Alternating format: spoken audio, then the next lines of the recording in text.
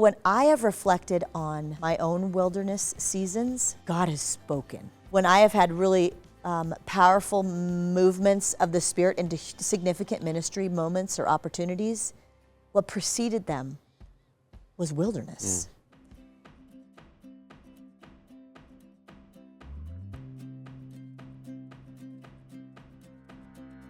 Welcome to The Weekly, a podcast brought to you by Calvary Bible Church. I'm your host, Jay Ewing. Thanks for tuning in. Like always, get connected and stay connected by visiting calvarybible.com. Click your campus and find out what is happening in your neck of the woods. So many great things happening as we turn the page into 2026. We want you to stay connected with us. You got to visit calvarybible.com. Today we have a wonderful guest with us, none other than Jennie Fletemeyer. Hi, Jennie. Hi, Jay. It's so good to sit down with you. It is fun to be here.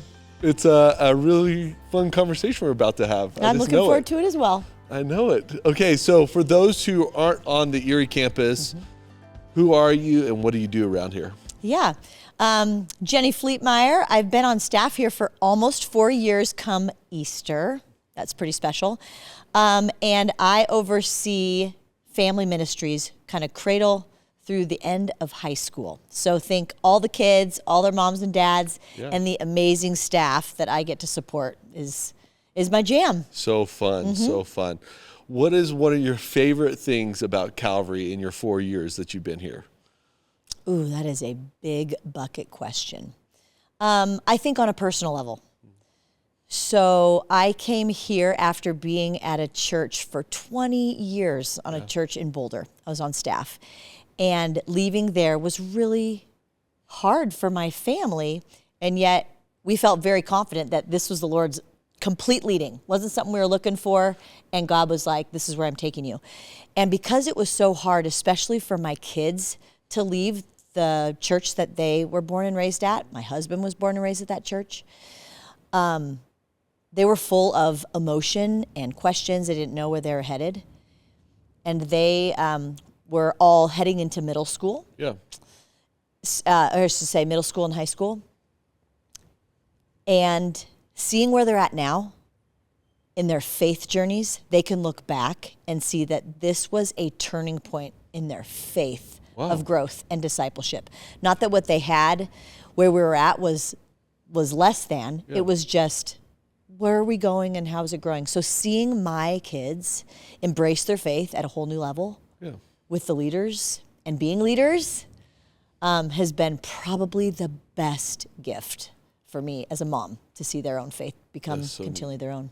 Yeah, that's such a great answer to that question. I would say from the 4 years I've seen your family, there's so many gifts that the Fletemeyers bring to Calvary Bible Church. And they're on full display in so many different seasons. Oh, it's pretty special. It's super fun, yeah. It's special. It's neat to be at a place that invites students to discover their gifts. Yeah. And they're not just the future of the church, they're like the church right now. Yeah. And that's pretty awesome. That is awesome. So on your ideal day off, it's January, your ideal day off. What are you doing on your Fridays? What do you think I'm doing, Jay? Well, I know what you're doing, but what no one else does. You know, my Fridays are kind of my Sabbath. So in the winter months, I go skiing with Father, Son, Holy Spirit. Yep. So I have my ski pass, and I usually head up to the mountains and ski alone, but not alone. Yeah. Sometimes I feel chatty, and we'll chat with my little seatmate going up the chairlifts, but usually I'm just singing and praying and talking and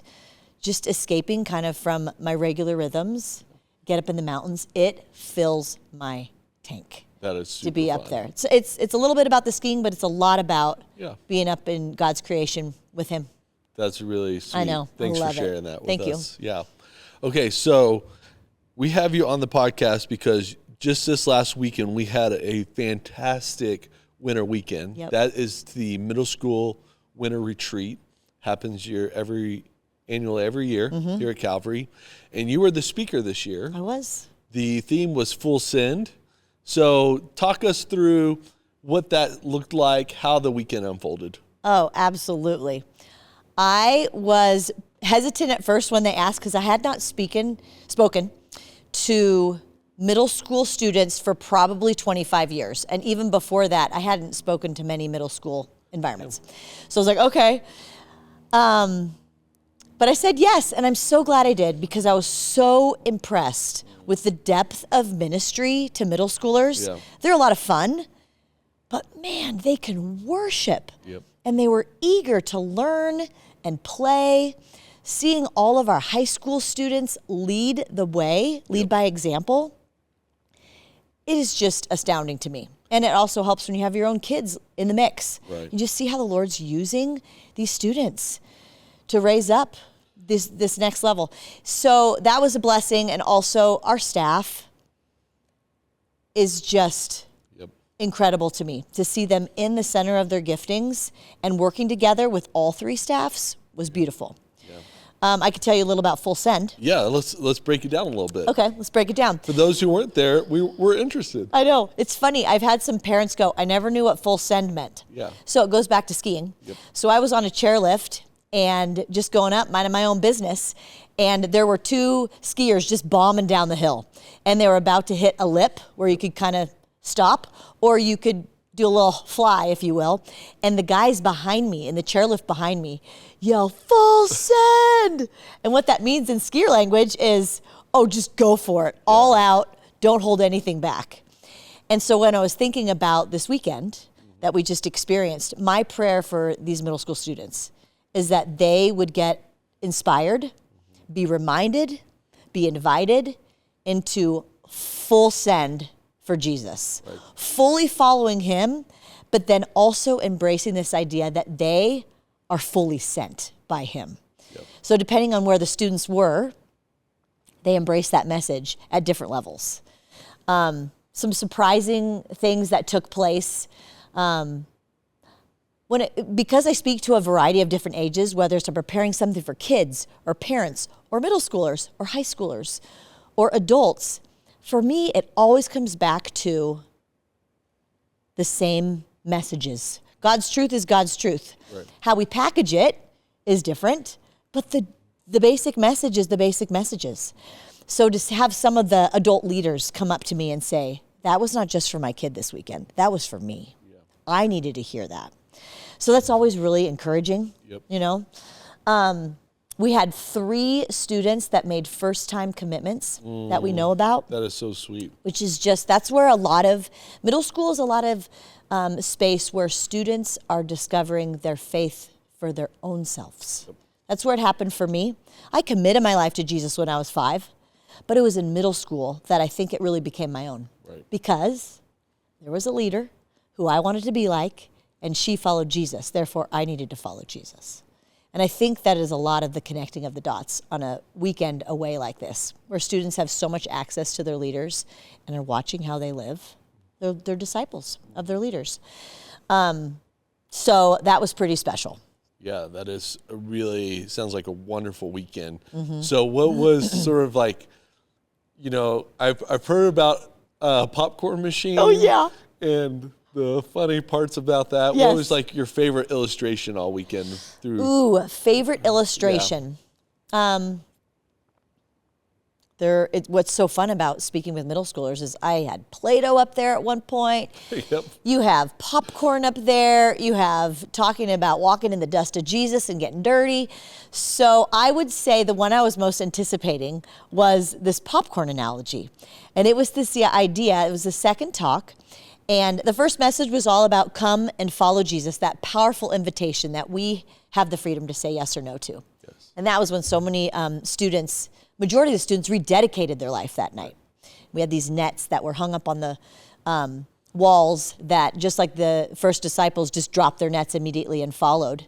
We invited the students the very first night. Don't wait till the second night. Very first night, say, oh, I want to drop my nets and follow. And so we had... of the 150, 60 students that were up there, there were so many. I didn't even anticipate the response that we had of students saying, I want to follow closer. I'm following, but I want to follow closer. Yeah. That was the first visual, was just the nets, the fish nets. But the first morning, the second talk was this idea of when you follow Jesus, when you choose to follow him, the Holy Spirit comes and lives inside of you. He's this deposit guaranteeing your inheritance. And it's a power that comes with gifts that he's given you. And these gifts are unique to you and they're personal. And inviting students to think about what are some gifts that you have been given as a result of having the Holy Spirit live inside you. But not even just gifts, what are some passions that he has uniquely created and wired in you because you are fearfully and wonderfully made from the beginning of time. He's put in you these special people and passions. And then what are opportunities and what are different just life circumstances that God can use. So we looked at the parable of the talents and we explored how, here two people were given a lot and they did much with them. And one person played it safe and buried it. So we use this analogy of, are you burying what you've been given, or are you allowing God to boost what you've been given, kind of fanning into flame the gifts that he's given you? So I use this analogy of little kernels of corn, that we've all been given some kernels that are really uniquely given to us. And are you going to bury those because you're embarrassed, ashamed, or haven't really seen people use them, or are you like that? They're gifting better than yours. All different kinds of reasons why we might bear fear. That's what's in the parable, is it's just fearful. Because God can't grow what we hide as well as he can grow what we tried. So I was trying to convey this message of investing what you've been given. I'm like, how do you teach middle schoolers investing? Oh, you pull out a popcorn machine. So I was putting popcorn, these little kernels of popcorn, into the popcorn machine because we know that once the heat is brought, the popcorn just pop, and it bubbles over, and you're like, I cannot believe that much popcorn came from that amount of kernels of corn. So it came to the end of the message, the big crescendo moment, because as I'm just giving examples of what they've been given and talking about the talents and the parable and stuff, just adding kernels of corn into the popcorn machine. I'm like, okay, you guys ready to see what happens when you give God and you trust him with what you've been given? And the plan was for the popcorn machine to just bubble over with popcorn. It's a really, really fun visual. Unless you poured too much popcorn in the popcorn machine. Yeah. And right as I'm saying, it's not about the kernel that has the power. It's that you've entrusted God to bring the heat. Yeah. And right when I'm talking about God bringing the heat, I turned on the popcorn machine and it started fire on stage. It started smoking and all the things. I'm like, wow, this is an incredible visual right now. This is not what we expected. Yeah. So we had a big chuckle, and it definitely smelled up the room, and the kids were like, this is so cool. And I was like, have no fear, kids. We have fresh popcorn bags for you that you get to have in your small group right after this. So and they were all like, yeah. So I redeemed myself definitely as I kicked off the third message. I showed them that the power of the popcorn machine can work if you don't overstuff it. Isn't that class? Basically, I full send the moment. Yeah, totally. I overgave to the popcorn. I overinvested or something. I'm sure there's a deeper analogy there. I'm sure you're going to find it too. But the classic is that's what kids are coming home talking about. Yeah, totally. And the popcorn. The smell. Yes. Yeah. They will remember it for longer than I probably thought they could. That's great, Jennie. Thanks so much for sharing even the funny parts of retreat. Oh, it's so good. It gives us just an insight of what students at Calvary experience when they go away, when we're praying for them on a Sunday. That's right. When we send them, when we scholarship, all those things that are involved with so many people at Calvary with the student ministry.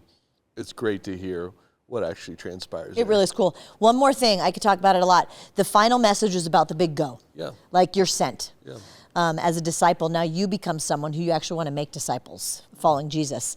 And we invited all the students to pick up a full send challenge card, if you dare. Because if you grabbed one of these challenge cards, you're committing that you'll do it. Yeah. And the challenges that were on the cards were legit. So much so that I know some adults wouldn't even pick them up. Things like memorizing these many chapters in the Bible, or raising money as a middle schooler to send someone to Maranatha. Right. Or for the next 52 weeks, learn about a Bible character every week. You know, like really significant commitment. Lead a Bible study for your family. Study up on foster care and respond to the Lord appropriately. So really neat challenges that I'm really excited for students to full send following Jesus in. That's awesome. Yeah. Well, Jennie, now that we've sort of debriefed Winter Weekend, explain to us the process of disciple making. That's one value here at Calvary. It's our first value, make disciples. So explain the sort of the disciple making process within Calvary Kids and student ministry. For those who are unfamiliar, what are the rhythms that we sort of develop disciples? Oh, there's so much that can be said about this. One really exciting piece that is being developed by and I'll get to your question too, that's being developed by our high school and middle school team right now is actually a discipleship pathway. Yeah. They're in the process of really wanting to crystallize what are some key moments and key decisions that a student can make that leaders and parents can recognize, and then from there take them to the next one. Right. So I'm really excited to see what they come up with. There's so many great resources out there, but we really wanted to have a Calvary stamp of what it looks like and how it fits into our programming. So that's something that we can, well, spoiler alert, that I know they're working hard at, which is great.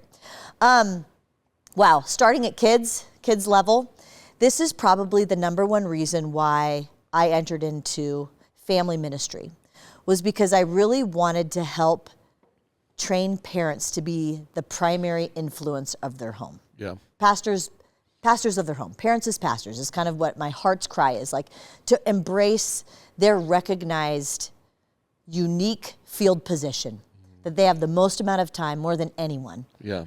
And to embrace that not just with kids when they're young, but when they're in upper elementary and then in middle school, and then still stay engaged.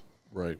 As they're sending their kid off to college and in high school. Right. It's a marathon. It's not a sprint. It is a marathon. And yes, it looks different at every stage, but there is key pieces and components that we want parents to embrace and recognize. They don't have to have all the answers, but to be an example of someone who is dependent on Christ and showing their child what it looks like. So there's lots of different milestones along the way within our family ministry. You can look on our family ministry website, actually, under the Parents tab, and you'll see that we have 3 different pillars that are the same in early childhood, elementary, middle school, and high school. So I encourage you to check out that website. But in Calvary Kids, it starts as babies. We want parents to be intentional with blessing their children regularly. When they're just in their crib, they can't even hear you. Right. You know, I mean, they can't even understand what you're saying, but they're getting blessed, you know? And then as parents, learning what it looks like to capitalize on everyday moments and having spiritual conversations around those. And making them really natural. Making for them your family, really natural. For your family. That's right. For a long time. Yeah. Yeah. Absolutely. We have take-home sheets that kids get sent home with, whether it's crafts or literal things that can show parents, this is what we did in Sunday school today. Right. You know, we encourage you to have conversations on the way home. Right. Encourage you to have conversations around the dinner table so that parents truly are set up for success and are prime in their kids' lives, which is huge. We also obviously do our 3rd grade Bible. And that's a significant milestone because that's when kids are learning how to really read. Right. Not just read to read, but read for content. And we want parents to be a part of it. That's why we don't give the Bibles to them. We have parents be the ones that give the Bibles to them. That's a special Sunday around here. It is such a special Sunday. Then this actual last Sunday, when we were up at Winter Weekend, we did our 4th grade communion class. And really wanting our kids to understand what is communion and how is it connected to Passover and the Last Supper and the Israelites leaving Egypt, and having a little mini Seder meal with them and getting to give them a booklet that they can take home and talk about it with their parents. And actually, I think the kids in this situation could be teaching their parents some things. Very much so. But also wanting the parents to be prime in helping them understand, what is communion all about? Right. Same thing with baptism with kids. Yes, we love it when parents are a part of their baptism experience, but we give parents and kids a booklet there too, because we want parents to be prime, that they're having these conversations at home about the decision that their child is making to choose Jesus. Right. Then when we get into middle school, obviously our incredible middle school program, lots of parent volunteers and adults and students that are discipling these kids. But we have something called MTN. Yep. I know you're familiar with. Another opportunity that we're trying to set up parents for success to disciple their kids and have these spiritual conversations about things that are really important that perhaps as a parent you wouldn't naturally bring up or feel as confident to bring up, but you're teed up to talk about uncomfortable things, exciting things, spiritual things, Bible studies, all in one day. Yeah. That's what MTN is about. Then in high school, that's where a lot of parents might be like tapped out. It's all about the adults, Bible study leaders, small group leaders. That's when they do all the work. But we actually want parents to lean in and stay engaged and asking questions. It'll look different. Yeah. But keeping up with what your student is learning, how they use their phones, to what kind of friends they're hanging out with, what kind of conversations are they having. What did you learn at church today? How come you didn't want to come today? Yeah. What was it like at the retreats that you just went to? Like engaging in these conversations, because those can naturally become less unless you become more intentional with them. So discipleship, there is a solid pathway that I'm really grateful for that we have at Calvary, and it just keeps on getting better with the staff that we have, really wanting to tee it up for parents and leaders. Yeah, I think the other part of that discipleship pathway within Calvary Kids and student ministry is like the older elementary starts serving in Calvary Kids and youngers, and then in middle school mayhem. So that's our middle school Sunday night programming. High schoolers serve as small group leaders with coaches, adults in the room, helping them navigate how do you disciple a middle schooler, right? Isn't that so cool? And then it's just like, it's a generational of just rhythms that we have here at Calvary, that discipling and being disciples is a natural rhythm. Like it should be a natural rhythm for most Christians. Unfortunately, it hasn't been. And so just setting the expectation, this is what it looks like. And you get students go off to college and like they jump into Bible studies and they disciple others. And it's just incredible that this sort of the rhythms that are established within the community here at Calvary are sustained and live and move in a way which hopefully creates lasting faith for students. My oldest daughter said that her best decision she has made in high school was to be a mayhem leader.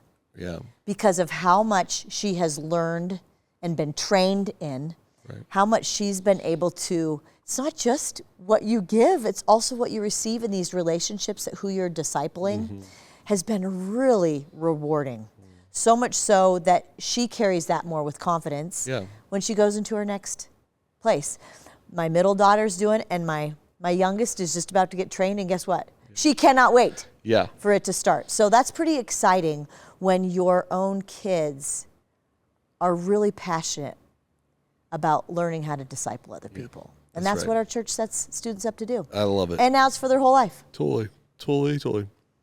I agree. I even have a fifth grader in my house who knows the year and date that he can become a mayhem leader. Yes. So the countdown has already started in his head. Isn't that so cool? That's just amazing. Yeah, it's just incredible. It's not a burden to disciple. No. It is a blessing. It is. And they have been blessed to be this blessing to other people. And they don't know all the answers. We don't know all the answers, but they're available and they're showing up. That's right. Being willing, sort of like the popcorn kernel. That's right. Yeah, put some heat on it. Invest what you've been given. See what God does. So, okay, let's turn the corner. Let's talk about the gospel, John. What are sort of your reflections as you've been listening, studying, sitting with your family in the gospel, John? What has like stood out to you this time around while we've sort of That's great. I am reading the Gospel of John simultaneously with reading the Gospel of Luke. Okay. And as you know, some stories are included and some are not, Right. depending on which gospel that you're reading. Real time, right now, what I'm really reflecting on is this idea that God has a word for you in the wilderness. And seeing the different challenging seasons that Jesus is in, or that the people that he interacts with are in, whether it's Lazarus and him taking time, his own sweet time to get out there to help. Yeah. That God has a word for you in the wilderness. And I was reading in Luke 4 recently about Jesus in the wilderness and his own time with that. And he went into the wilderness, I think very expectant, right after being baptized, straight to the wilderness, expectant to receive words from his heavenly Father in a really challenging time. Yeah. But I think because of who he is and what he understands about his heavenly Father, he knew that God would provide. He knew that God would give his word in the wilderness. There is this Hebrew-Greek word play, davar in the midbar. Davar is the Hebrew word for word, and midbar is the Hebrew word for wilderness. And they have the same Hebrew-Greek word. And this connection of God will give you his word when you're in the wilderness. Don't fear it, Yeah.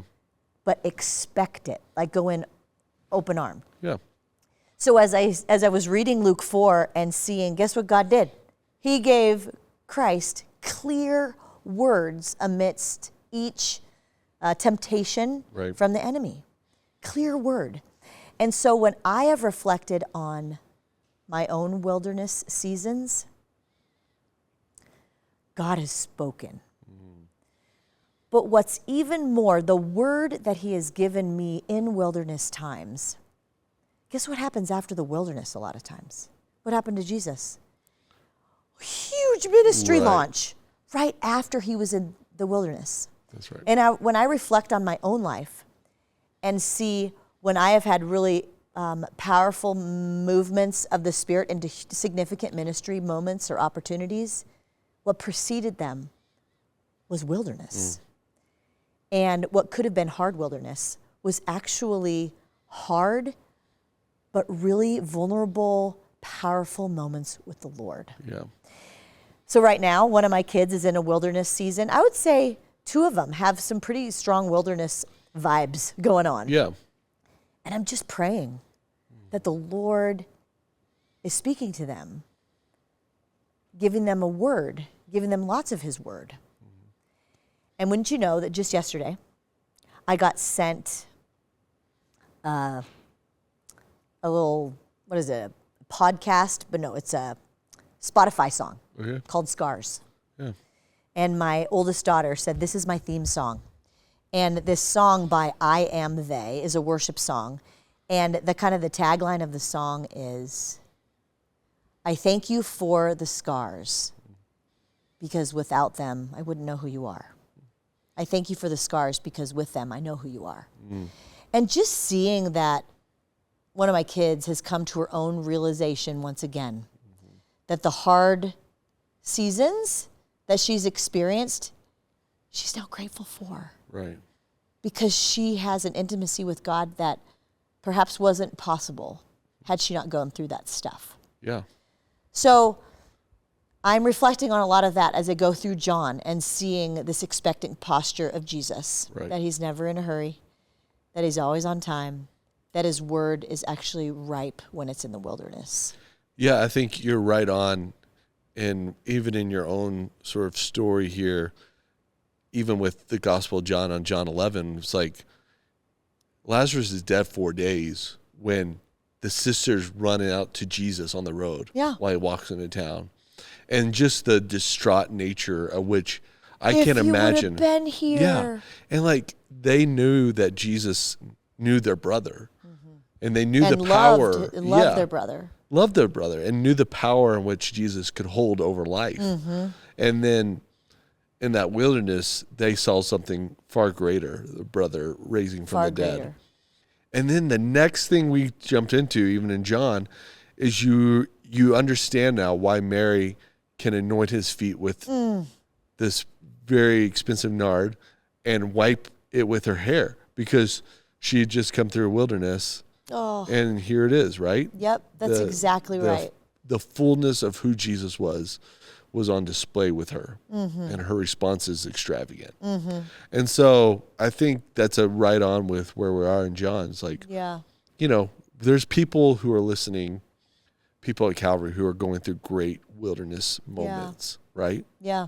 And that word, Devar in the midbar, the word in the wilderness, is so important for us to remember that these are moments in which God will show up.